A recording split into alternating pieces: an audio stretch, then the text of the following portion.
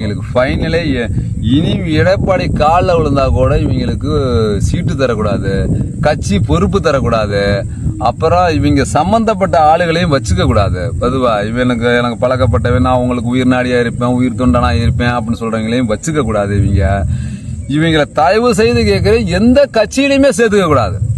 இவங்க மகா திருடங்க, கோல்மால் பார்ட்டிய டிஎம்கேக்கு வந்தாலும் சேர்த்துக்கப்படாது. அவர் மு க ஸ்டாலின் தலைவரை கேட்டுக்கிறோம், டிஎம்கே கட்சி தலைவரை கேட்டுக்கிறோம். டிஎம்கே கட்சிக்கு வந்தா கூட அவனை சேர்த்துக்க கூடாது. டிவிகேக்கு நான் கட்சியில சேர்றேன், சீட்டு கொடுங்கன்னு சொன்னாலும் சேர்த்துக்க கூடாது. கட்சியில அரசியல் அனாதையா ஆக்கணும். இவங்களை ஒரு கட்சிக்கு நம்பிக்கை துரோகம் பண்ணிட்டு போறான்னு வச்சுக்க. இவ்வளவு நாளா இருந்துட்டு போராடி ஒருத்தரா தம்ம கட்டி அவர் மூஞ்சிக்காங்க உளுந்த ஓட்டா வச்சுக்கிட்டு நான் இன்னொரு கட்சிக்கு ஓட்டு போட போறேன், நான் அப்படித்தான் செய்வேங்கிறான். சட்டமன்றத்துல இந்த எஸ்பி வேலுமணிங்கிறவெல்லாம் இவர் பேசி முடிச்சோம், நாங்க அப்படித்தான் செய்வேங்கிறான்.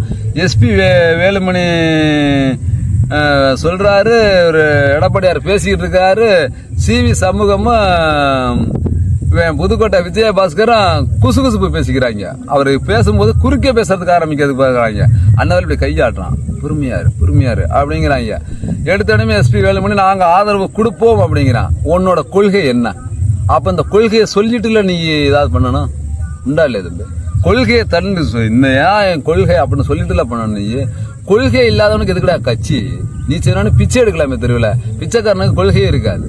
யாரை கண்டாலும் பிச்சை எடுக்கலாம். டிஎம்கே கரண்டே பிச்சை எடுக்கலாம், ஏடிஎம்கே கரண்டே பிச்சை எடுக்கலாம், தாவேகா கரண்டே பிச்சை எடுக்கலாம், பாட்டாள் மக்கள் கட்சி கரண்டே பிச்சை எடுக்கலாம். இப்படி ஒவ்வொருத்தண்டே பிச்சை எடுக்க தானே ஒரு வேலை. அப்ப நீ